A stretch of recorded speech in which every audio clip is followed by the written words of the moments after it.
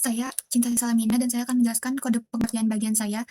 Dimulai dari main PY, di sini ada beberapa import dari library tekstual dan rich, dan fungsi dari file lokal lain. Kemudian ada kelas menu screen compose. Kelas ini mewakili layar menu utama. Fungsi compose bertugas menggambar jadi kanvas. Di dalamnya tuh ada apa aja gitu. Kemudian ada yield header dan yield footer. Dia menampilkan bar di atas dan di bawah. Yield vertikal untuk membuat wadah vertikal yang di dalamnya ada panel dengan judul sistem dokumen yang diatur dengan rata tengah. Kemudian ada blok horizontal untuk menyusun tombol-tombol secara mendatar, yaitu tombol-tombol mendatar pertama ada lihat tambah proses, yang kedua itu ada searching, sorting, dan riwayat, yang ketiga itu ada keluar. Ada fungsi ini fungsi untuk menangani event kalau tombolnya diklik. Program bakalan ngecek ID-nya, kalau ID-nya lihat tambah proses, search, sorting, dia bakalan memanggil fungsi dari eksternal yang tadi udah diimport. Kalau riwayat, dia bakalan memindahkan layar ke riwayat screen. Dan kalau ID-nya keluar, bakalan nutup aplikasi kita. Di sini ada kelas riwayat screen. Layar ini nampilin aktivitas riwayat, yang di dalamnya itu ada fungsi compose untuk mengambil data dari baca riwayat. Memanggil fungsi baca riwayat untuk mengambil data dari riwayat. Kalau datanya kosong, dia bakalan nampilin teks sebelum ada riwayat dan ada button kembali. Kalau datanya ada, bakalan melakukan perulangan untuk memformat setiap dictionary riwayat itu menjadi teks nama, tanggal, riwayat, nama, tanggal, dan file, lalu masukin ke dalam list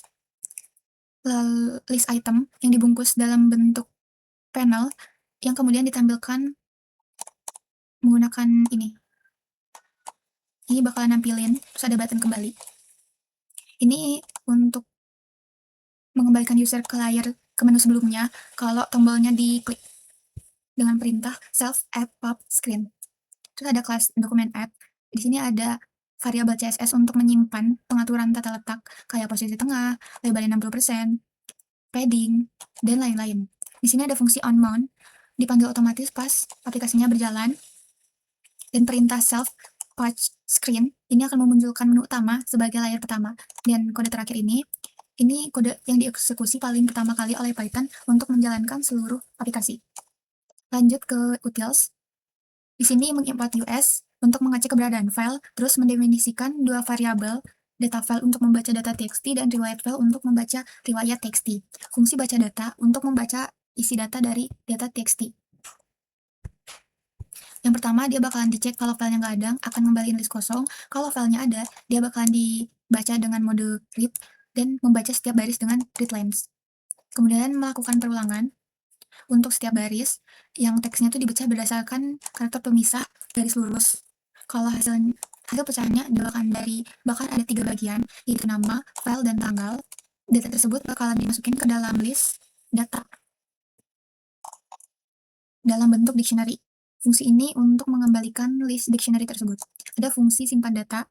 Fungsi ini untuk menerima parameter data dan menyimpannya kembali ke data txt. File dibuka dengan mode read, yang artinya akan menimpa isi file lama, dan menulis kembali dengan nama, garis lurus file, garis lurus tanggal, dan n untuk membuat garis baru. Fungsi tambah riwayat mirip dengan simpan data, tapi menggunakan metode append, yang artinya data baru bakal ditambahkan di baris paling bawah file riwayat txt, tanpa harus menghapus data yang sebelumnya.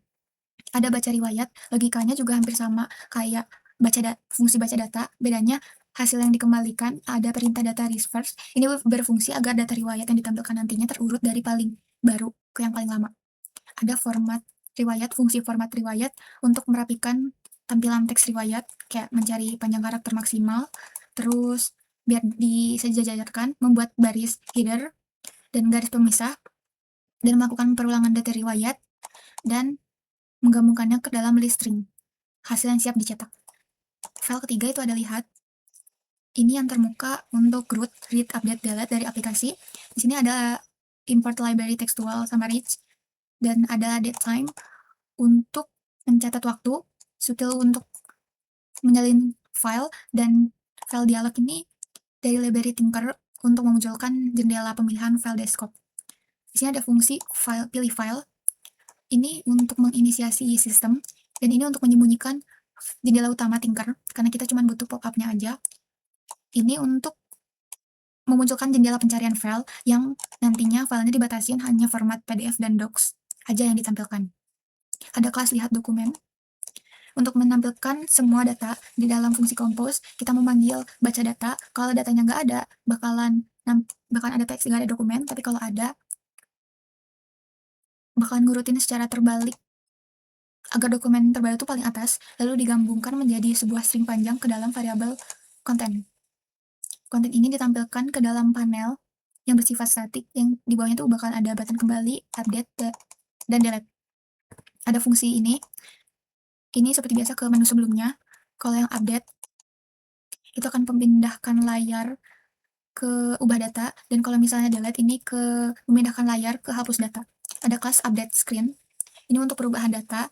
Fungsi init untuk mendefinisikan variabel lokal, self file paths itu untuk menyimpan path file yang nanti dipilih, fungsi compose untuk menampilkan input berupa nomor dokumen, nama baru, dan simpan.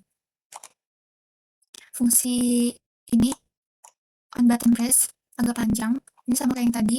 Nah, kalau yang ada dipilih dipanggil atau dipencet, fungsi pilih file dipanggil, terus bakal ngecek apakah format akhirnya itu PDF atau docs. Kalau benar, path-nya bakalan kembali ke self file paths dan memunculkan nama file yang baru. Terus kalau misalnya ID-nya simpan, input dari user diambil nilainya kayak nomor yang harus diisi dan harus berupa angka dan tidak boleh melebihi jumlah data. Program juga mencetak minimal atau nama baru atau file baru yang dipilih. Kemudian ada ini real index line data min x. Ini untuk daftar dokumen nanti ditampilkan dari ujung akhir ke awal kayak LIFO, urutan yang dilihat kan 1, 2, 3, tapi harus dihitung mundur menggunakan rumus ini untuk menentukan indeks asli pada list asalnya. Kalau ada perubahan nama, data akan diupdate dan file lama akan dibiarkan, tapi file baru akan disalin di copy menggunakan sutil copy dan ke folder file dokumen yang otomatis dibuat kalau misalnya belum ada US make dears. Kemudian ada terakhir tanggal, ini untuk otomatis memperbaharui tanggal di waktu sistem saat ini, lalu fungsi simpan data terpanggil untuk mengembalikan user ke layar daftar dokumen. Ada kelas delete screen, ini untuk bertugas menghapus data, ada input, ada fungsi def yang di dalamnya itu ada input nomor dokumen aja, dan ada button hapus atau kembali. Kalau misalnya button hapus dipilih, program bakal memvalidasi apakah nomor input itu berisi data, benar data atau bukan, dan tentangnya sesuai. Sama kayak logika update, program bakal menemukan indeks asli menggunakan len data min index. Dan data pada indeks tersebut akan dihapus secara permanen dari list menggunakan perintah data pop. Data baru kemudian ditimpa ke file txt menggunakan simpan data, dan setelah selesai, program akan kembali menampilkan daftar dokumen yang telah diperbaharui. Kemudian ada fungsi lihat dokumen. Fungsi ini untuk membuka pintu layar utama main dari pintu utama main untuk membuka layar lihat dokumen. Perkenalkan, nama saya Najwa Hanifah Solihah Asyika SM dengan NIM belakang 113. Di sini saya akan menjelaskan file tambah dan short. Pertama, kita akan bahas dulu tentang file tambah. Nah, untuk file tambah ini, saya menggunakan fungsi pilih file. Nah, ini tuh digunakan untuk membuka file Explorer. Juga di sini, di bagian sini, ini tuh dibuat kodenya untuk membatasi jenis-jenis file apa aja yang bisa diinput ke dalam file list file ini sendiri. Terus lanjut ke proses utamanya ada di fungsi tambah dokumen. Jadi itu nanti pertama-tama kita akan membaca data yang sudah ada. Lalu kita akan meminta pengguna juga untuk menginput nama dokumen dan memilih file. Nah, kalau sudah valid atau benar, maka program akan mengambil nama file menggunakan ini fungsi OS path basement. Nah, jika belum, maka akan dibuat secara otomatis. Selanjutnya, Selanjutnya, file itu akan disalin ke dalam file dokumen. Kemudian juga langsung dicatat waktunya. Dan setelah itu terakhir kita akan pakai fungsi append buat menggabungkan nama file sama tanggal. Dan terakhir kita akan menyimpan datanya. Lalu lanjut ke file short, program short. Nah, di sini kita menggunakan fungsi clear. Ini tuh untuk membersihkan layar, membersihkan apa-apa yang menghalangi di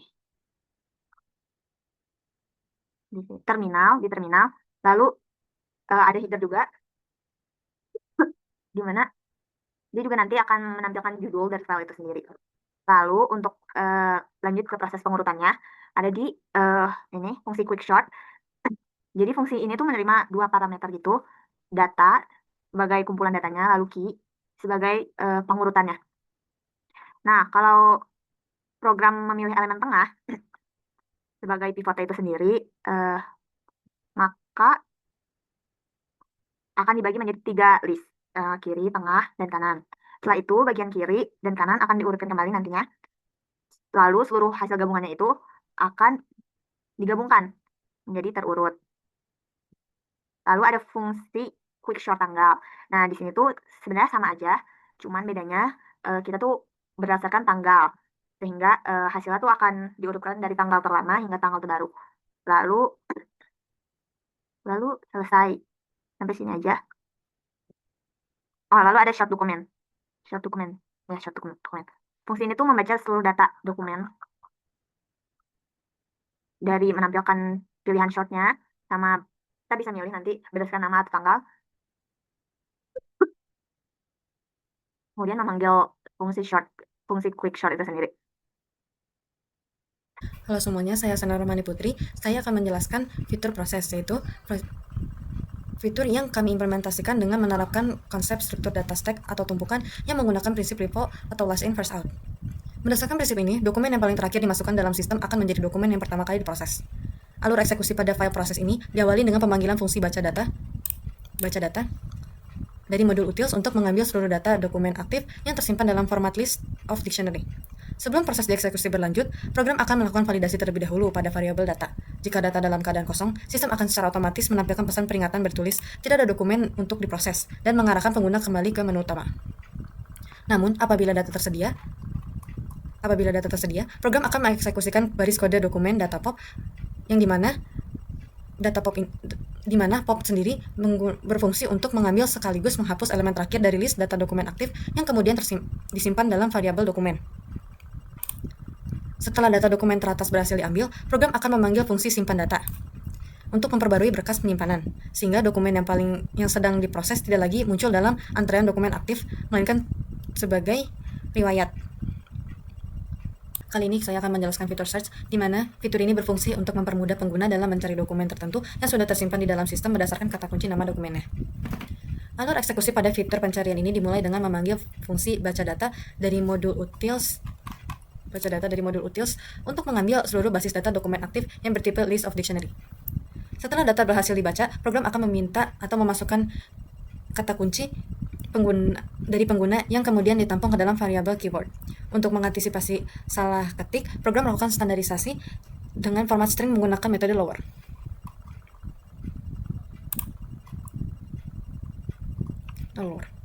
Agar proses pencarian bersifat case insensitive, yang artinya huruf besar maupun kecil tidak akan mempengaruhi hasil pencarian.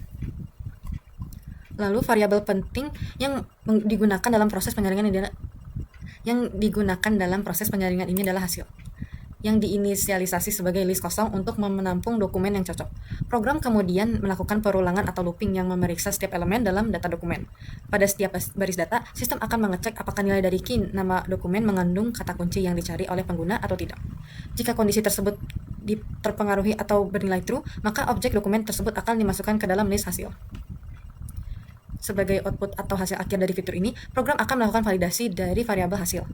Jika variabel hasil tetap kosong, sistem akan menampilkan pesan bahwa dokumen tidak ditemukan.